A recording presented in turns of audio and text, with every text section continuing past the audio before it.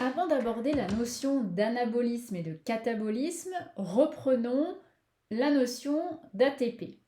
L'ATP, l'adénosine triphosphate, est composé d'une molécule d'adénosine liée à 3 groupements phosphates.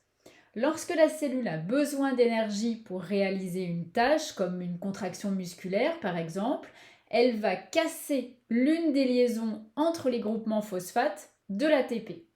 Cela va permettre de libérer une quantité d'énergie que la cellule va pouvoir utiliser, transformant l'ATP en ADP, adénosine diphosphate. Si l'on casse encore une liaison entre les groupements phosphates, on obtient alors l'AMP, l'adénosine monophosphate.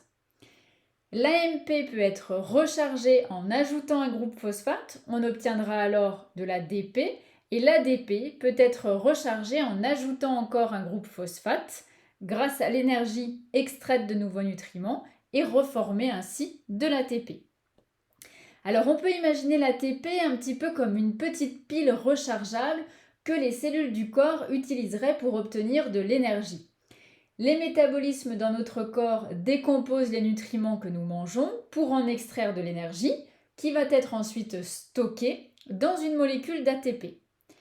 À chaque fois qu'une cellule a besoin d'énergie pour fonctionner, elle peut casser cette molécule d'ATP pour libérer l'énergie.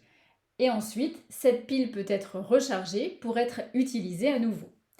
Ce cycle de charge et de décharge de l'ATP est essentiel pour maintenir les fonctions vitales des cellules et bien sûr de l'organisme entier.